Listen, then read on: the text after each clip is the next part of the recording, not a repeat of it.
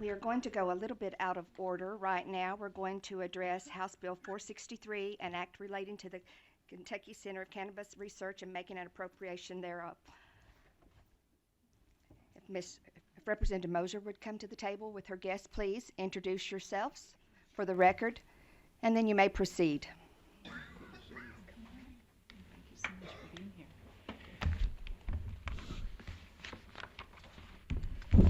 Well, good morning, Madam Chair and committee. Thank you for allowing us the opportunity to discuss House Bill 463.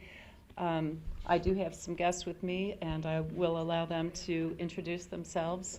I am Representative Kim Moser, for the record. I represent the 64th District.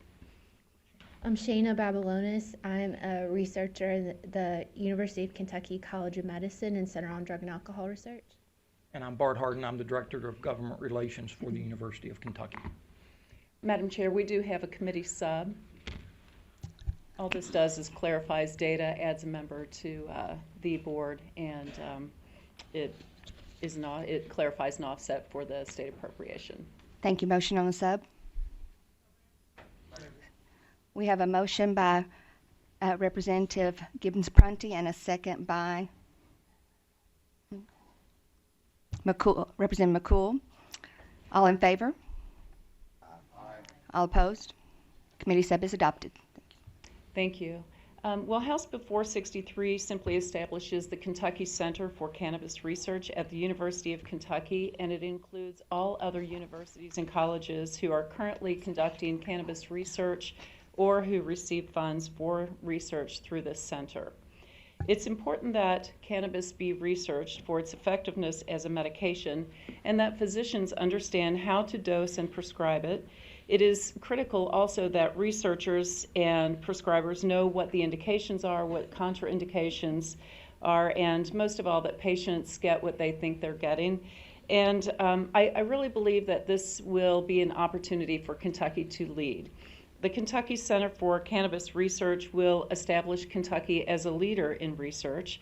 The University of Kentucky already has a strong relationship to the FDA, and they are NIH, am I right, approved to conduct research on cannabis. The establishment of this center specifically for cannabis research will enable Kentucky to secure significant funding and conduct safe and structured research to provide the information necessary to potentially treat patients. This bill does not take a position on it's not a pro or a con marijuana bill. This is simply putting a structure in place to allow research. The role of the center will be to conduct and fund research related to cannabis and cannabis derivatives, to seek, accept, and expend gifts, grants, or donations from private or public sources to support the mission. The pharmaceutical development, and it is for pharmaceutical development and determining the efficacy of cannabis and cannabis derivatives for the treatment of certain medical conditions and diseases.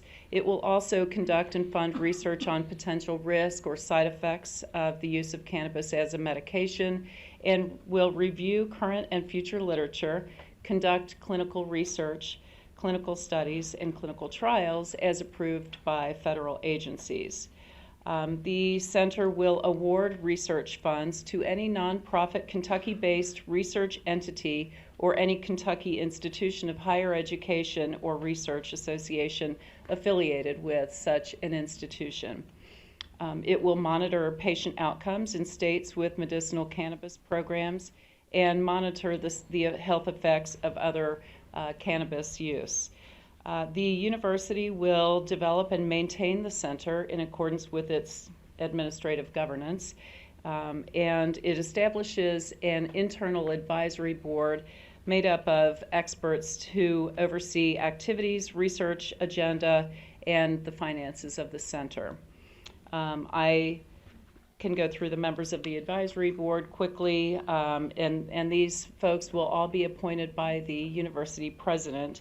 That is the director for the Center on Cannabis Research, the director for the Center on Drug and Alcohol Research, the dean of the College of Agriculture, the Dean of the College of Pharmacy, and the Dean of the College of Medicine. And then we added, excuse me, physicians who are specialists in, thank you, excuse me, still getting over this cold, thank you. Oncology, pain and addiction, neurology, psychiatry, ophthalmology, and other researchers within the college, such as Dr. Babylonis. There is reporting required. It will require that this center report to the Secretary for the Cabinet for Health and Family Services annually and outline the center's activities and expenditures, and then publicly disseminate any information about ongoing research. And the center will host an annual cannabis research symposium. I invite my guests to share some information, and then we are happy to answer any questions. I'll start, I guess, Representative. First of all, good morning, Chairman, members of the committee. We appreciate the opportunity to be here. First, I want to thank Representative Moser for determining that the University of Kentucky is the appropriate place to establish the Kentucky Center for Cannabis Research. I think given the parameters of this proposed legislation, UK is very well positioned to help carry out the mission of this bill. This is going to be a multidisciplinary approach to the research. It's going to include a lot of folks across campus. You mentioned some of the folks that would be appointed to the board, but you know, we're going to rely on the College of Agriculture, Medicine, Pharmacy, the Center for Drug and Alcohol Research, probably a few of the colleges within arts and sciences, such as biology and probably chemistry. So we've got a depth and breadth of knowledge to help carry out this mission, not to mention obviously the College of Agriculture, where we'll be looking probably at some of the more agriculture related issues surrounding cannabis.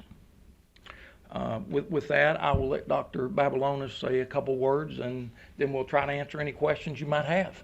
Sure. So I'm a researcher in the College of Medicine, and I do controlled cannabis research. So we give smoked marijuana to humans to look at different medical indications. And so right now we are looking at different strains of marijuana to determine its effects on driving performance.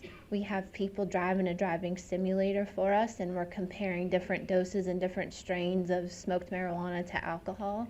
And this is some of the first data coming out on this topic. And then we're also really looking at the interactions between cannabis and opioids to determine what does cannabis do to opioid respiratory depression. Does it increase the chances of an overdose? Does it decrease the chances of an overdose? And then what does cannabis do to the want and the craving for opioids? And so we're doing some of the basic controlled research that's needed for the medical community.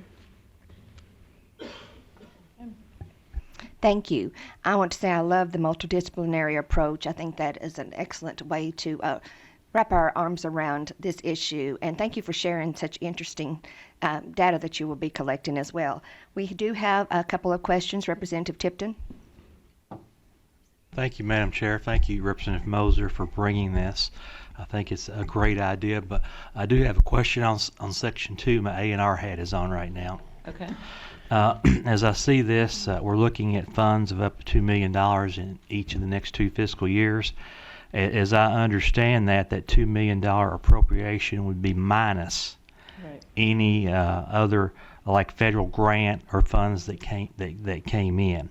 I also see that those funds would come from the general fund surplus account or the budget reserve trust account. My question is, what happens after 2 years? Are we anticipating that there will be sufficient federal grants, or is this a funding issue that might come back to the legislature? Well, I'm glad you asked that, because we worked hard with UK to really get the budgetary concerns and really the startup money for setting up this center. And that's really what we think this will be, is simply seed money to get this started, because once we convene the experts and have an actual specific center for cannabis research, The federal grants will absolutely flow, and yes, it is an offset. So any federal grants or any gifts, any donations to this center will be an offset in those funds for the state appropriation. So hopefully it's zero next year. But yeah, we do need some seed money. And we actually got it down. UK was very good in working with us. Representative Sims. Thank you, Mr. Chair. Just a comment. House Bill 136 we passed out of the House floor a couple weeks ago has a 2% excise tax that goes to research across the state. That's in there already. And UK is already researching this right now as of today. So I don't, as Representative Tipton says, the money, when they're doing it already, why are we going to take money when we're strapped for cash already? Thank you, Mr. Chair. Right. If I could address that, Representative Sims, and I did think about all of that. I think that once we convene all of the experts, we don't have a center that pulls all of the universities together, all of the folks who are already working in this space together to discuss best practices, and that's really the point. And once we establish this center for cannabis research, we will likely see significant funding, and it's an actual center for funds to put their money, if you will, to really focus on this effort in a really collaborative way. So that was what really sold me is that we convene all of the experts, and we possibly can work together on the other bill, but I'm not sure what's happening. Both bills can be standalone bills as well. So did you have something to add? No, there's not a lot of controlled medical marijuana research being done, so I stated what I was doing, but I'm one of the only researchers doing that type of work, and so I think this would really help spur more research. Representative Moser. Oh, Marzian, I'm sorry. Yeah, your question is asked. Okay, thank you. We need a motion on the bill. Motion by Gibbons-Prunty, second by Representative Massey. Mariah, please call the roll. Representative Banta? Yes. Representative Bojanowski? Pass. Representative Brenda? Representative Bridges? Yes. Representative Carney? Representative Donahue?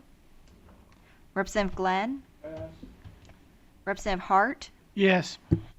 Representative Lewis? Yes. Representative Marzian?